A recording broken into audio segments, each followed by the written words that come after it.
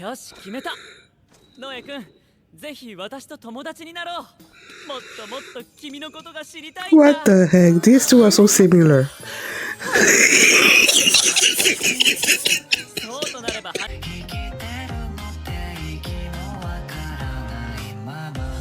Hi everyone, I'm going to react to the case study of Vanitas, episode 9, Those Who Hunt Crimson. Last episode, Vanitas leveled an accusation against the Queen of Vampires. He said that she's behind the rise of the curses and cursed vampires and whatnot. And then he was banished by Ruthven.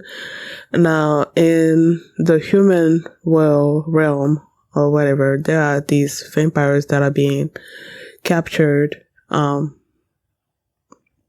killed, probably. And turns out the people behind it were these, what were they called again? Did I not write it down? I guess not.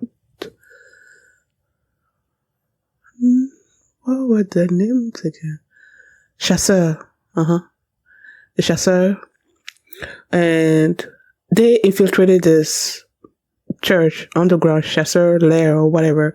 And then this one Chasseur Roland showed up behind them and, how do you say in English?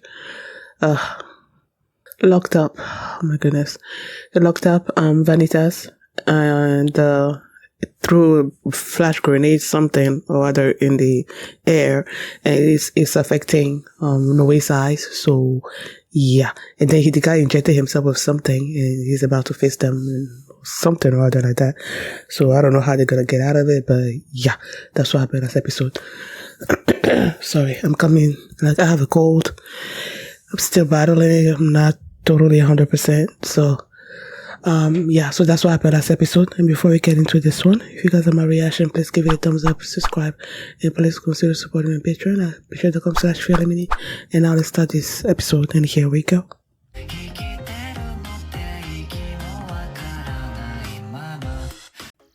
I was asking myself, last episode, when you see Vanitas just like lead Noe all around the place, and I'm like, how do you know all this stuff? How do you know where you're going?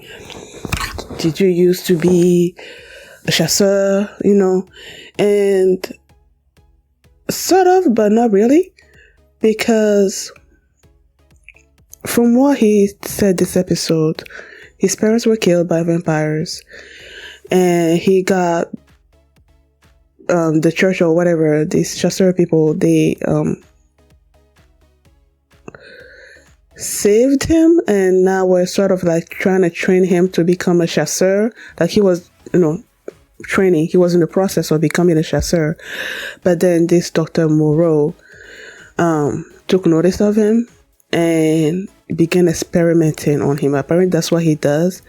Like he'll be experimenting on humans, right? Try to make them stronger, I guess.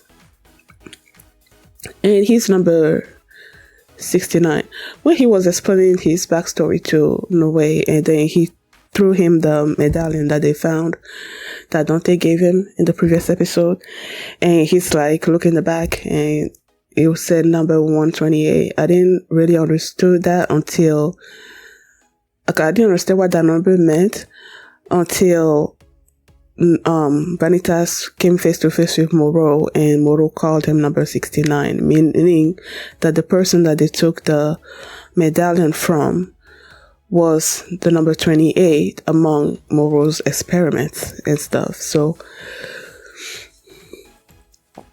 it was nice knowing a little bit more about Vanitas. And also, apparently the vampire of the Blue Moon is the one that saved Vanitas from Dr. Moreau, took him away from him. I still don't know, I still want to know what the relationship was between those two, like Vanitas and the vampire of the Blue Moon. I really want to know, why did he decide to save Vanitas? In particular, were there other people there that he could have saved, and did he save those people as well, or did he just took a special notice of Vanitas? He's like, I'm gonna save this particular one, and then why would Vanitas want to have want to get revenge on him, because he said that during the mask ball, when they were back in Altus Paris, and he was telling everyone when he was announcing himself to all the vampires there, and he's like he's gonna save all of them and thereby get revenge on the vampire of the blue moon. So something must have happened between the vampire of the blue moon saving Vanitas and him wanting to get revenge on him. And then he blew up at Noe also this episode, because Noe kept Vanitas wanted to take one of them as a hostage, one of the chasseurs as a hostage, and Noe was not okay with that. He's like, he wanted to find some kind of peaceful resolution, and Vanitas got upset, and he's like, that's why I hate you guys, because you have all this strength, but then because of your I guess your need to resolve things peacefully, you just don't make use of your strength, or that's why you get killed or something or other like that. I don't know. He was really angry with that. And then I don't know, it's like, okay, we're gonna get a hostage then. And I knew it was gonna be him. I knew he was gonna be the one that gets taken hostage. And he threw him again. Oh my gosh. Excuse me. When they came face to face with Roland and one of his cohort, and he was like, had Vanitas with him and like taking him hostage and whatnot, and Vanitas was like, I guess he wasn't. He I don't know. He was. What was I trying to say? People, I have cold fog. Like I said, I've been coming down with a cold, so it's like my mind is not totally properly working. Like he wasn't. He felt like he was afraid of what Noe was doing, of him taking him off stage, but also trusting him, like also wondering what he's trying to do or something or other like that. He didn't really know if Noe was being serious in taking him hostage or if it's just like part of a play and whatnot. And oh my god, he threw Vanitas at them, but because Noe was thinking, okay, we cannot let Roland take a stab at us first. We have to take him out. So because Roland is so like, no matter what Vanitas says about him making the choice of being with these vampires and helping them and everything, like he wasn't coerced or anything, Roland doesn't hear that. He's just thinking, I just need to save this poor boy from himself or something or other like that. So when Noe threw Vanitas at him, of course he's gonna go and save Vanitas. And so when he went and saved him, nobody just like kicked him hard into the ground, and then immediately after that he was like, hi, my name is Noe, and just basically introduced himself. Was like, those people that we took the clothes from there, okay, and all of that. But it was just like, what are you doing? Why are you introducing yourself? And as he was saying all of these things, Ronald is just looking at him like, huh? Who is this? And after he introduced himself and everything, Roland is like, you're different. You're not like all the other vampires or whatever. And then Vanitas is like, yeah, of course it's not, because the vampires that the chasseur go after are violent and they go on these violent rampages. So he's not like that. So once Roland understood that, he's like, oh, let's be friends. And I'm like, oh my gosh. And then you see Noah's reaction. He was so happy that Roland is so receptive of what he was trying to say and everything, that he wants to be friends. And they were just like, I'm like, you two are so similar. Oh my gosh, they are so similar. So funny. And they became friends, sort of. And then Roland had the nerve to say, why didn't you all tell me this since the beginning? I'm like, really?